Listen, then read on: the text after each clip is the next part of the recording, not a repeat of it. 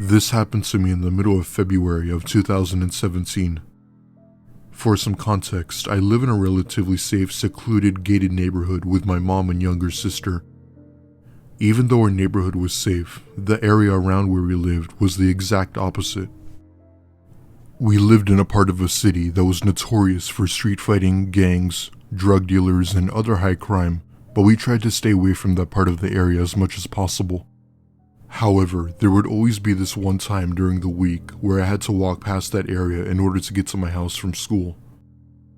My mom worked almost every day during the week, and on Wednesdays she had to work until 9 p.m., so I was put in the after-school care program for the days she worked late. Once after-school care had ended, I get on a bus with other kids and get dropped off near the other neighborhoods that had crime, as there was no other bus stop where we lived. It was really unsettling, but it was the only way to get home. Why my dad can't pick me up is another story. One day, I get off the bus and start walking to my neighborhood while looking at these small old houses that looked abandoned even though I knew people lived there. Broken windows, tall grass, graffiti, beer bottles, you get the picture. It's around 8 p.m. and I'm about 15 minutes away from my house and had about a good 20 minutes or so before it got dark. As I'm walking, I begin to hear what sounded like footsteps from behind me walking against the pavement. Out of curiosity, I turn around to see a man I'd never seen before following me. He was a white Caucasian man who wore basketball shorts, a white t-shirt, and a sports cap. I offer a friendly wave to him to try and act natural, but he showed absolutely no sign of acknowledgement. He started walking a bit faster until he finally caught up with me and put his hand on my shoulder. I stopped dead in my tracks and turned around once again. He says, "Hey there, kiddo. Are you lost?" I tell him no and that I'm on my way home. My mom is very strict with the whole stranger danger thing with us kids, so I remembered her advice and tried my best not to talk to him. "I could give you a ride home if you want. It's gonna get dark soon. Why don't you come with me?" He proceeded to pull out his hand, but I politely decline as say I'm fine and I don't need a ride. All of a sudden, he grabs my arm and violently pushes me toward a fence and says, "If you don't come with me now, you're gonna see what's going to happen." At this point, I'm practically freaking out in the inside. He grabs my hand very tight and we start walking.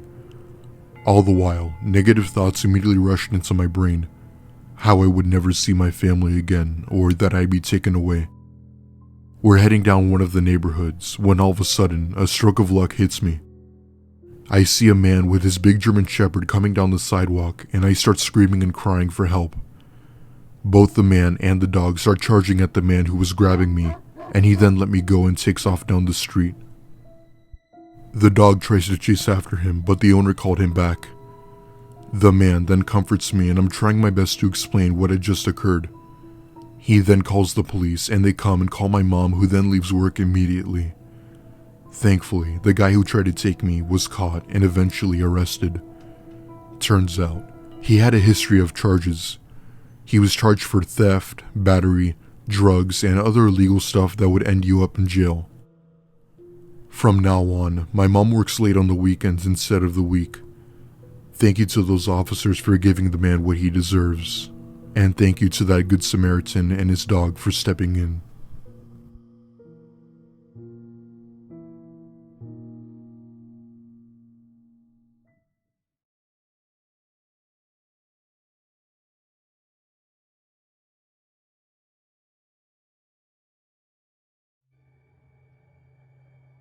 When I was about 9 years old, I was on my scooter on my way back from the field by my house. Me and my friend used to hang around there a lot, but it wasn't a proper playground, so we would just make dens in the woods and play football sometimes. Anyway, my house isn't too far away from the field, but between the two areas, the quickest way back is through the alleyway that cuts through the woods and a few houses. I was on my scooter heading back towards my house.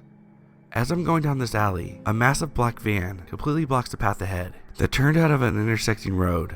It completely blocked any way to pass, so the only way was to go back where I came from. I stopped dead in my tracks in front of the van, and the driver started rolling down his window. A man with glasses and beady eyes just stared back at me and began to talk. I didn't know him at all, and he certainly didn't live in our neighborhood. "Young man, can you help me for a second?" Me being the stupid 9-year-old that I was, thought he was asking for directions or something, so I responded, "Are you lost?" "No, but my cat's gone missing. Just come a little closer to the van for a second and I'll show you a picture." At this point, it clicked in my head what was going on. The fact that he wanted me to get closer to the vehicle struck so many alarm bells. Not just that, but I could see his arms ready at the van door to open it and grab a hold of me. I then realized how close I was to the van. I politely said, no, sorry," and just bolted down the alley. The scariest thing was, I could hear him opening the van door behind me. At that point, my heart sank into my stomach. He didn't actually chase me, I guess, but I could tell he wanted to make the effort. I ended up taking the longer route all the way to the main road back to my house, and thankfully, I didn't see him drive past. I've never forgot this story, and it honestly strikes me now that if I had stayed by the door, he could have just yanked me, and I would have been gone.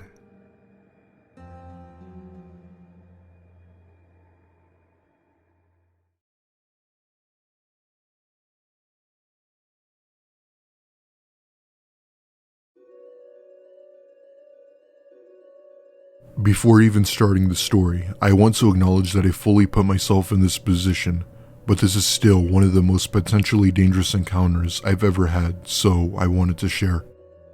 At the time, I was 19 and barely scrapping together enough money to eat a few times a week, and I worked about a 2.5-hour walk away from my apartment.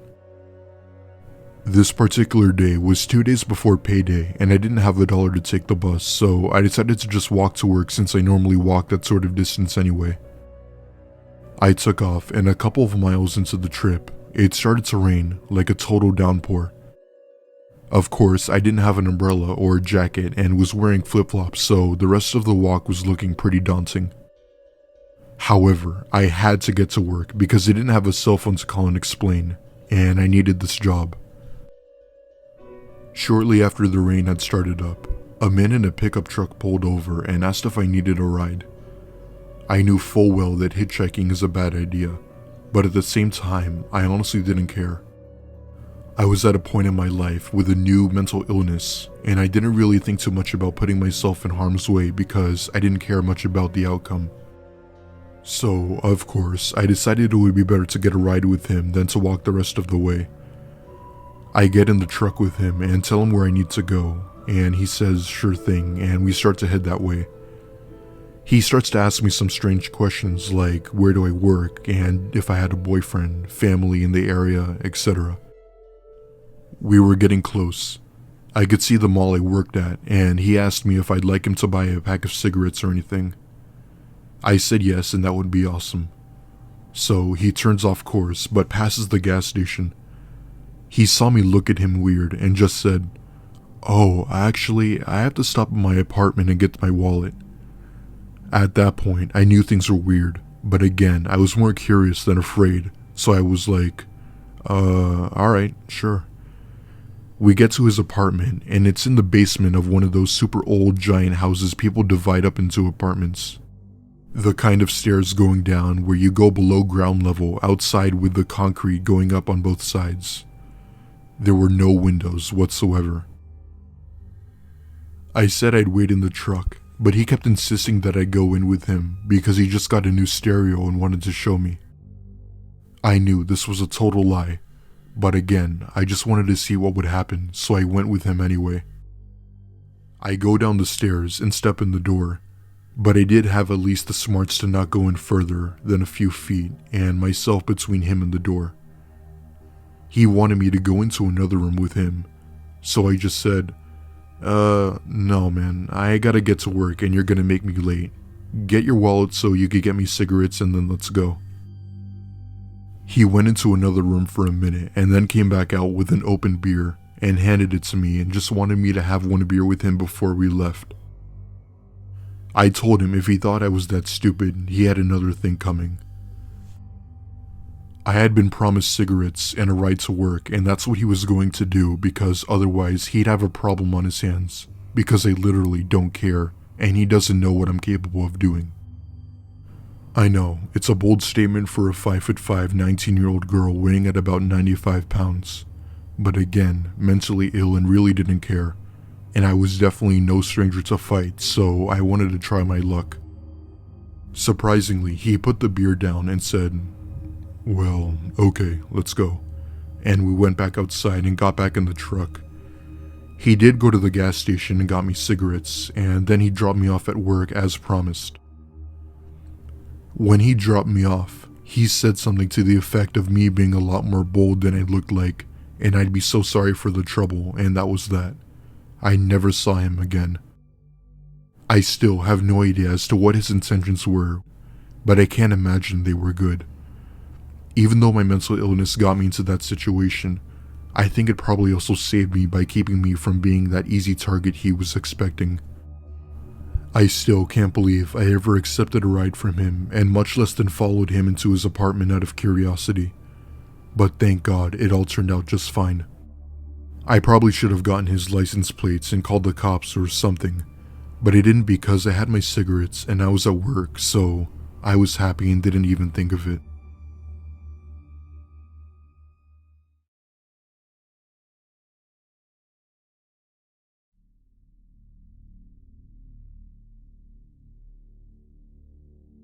Backstory that's relevant. I'm the oldest of 3. Before my mom and dad got divorced, my dad was very mentally and emotionally abusive, and a few times almost became physically abusive. So I grew up very cautious and protective of my younger siblings. On to the story. At the time, I was about 8 and my sister was 6. So my mom was asleep, exhausted because my father would never let her sleep when he was home, and my father was now at work. My sister wanted something to eat, and my father yelled so loud the night before, it kept both of us up. But us being kids, we weren't tired from the lack of sleep. So I decided to treat her by picking up something that she wanted from the store, and at that point in time, I managed to save up about $2 in change. We have went to the store before by ourselves, and nothing happened, so I figured it would be fine. We went to the store to get 2 donuts. We bought the donuts, and we still had 80 cents left.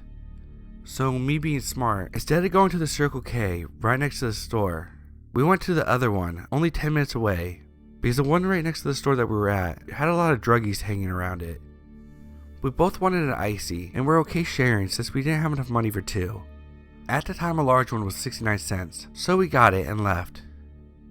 We wanted to wait until we got home to eat our donuts, so we had 2 things to carry. My sister carried the donuts. I carried the drink. This is important. We started walking back home. As we were going to cross the street, this guy that was sitting on the corner called out for me and my sister. He looked creepy.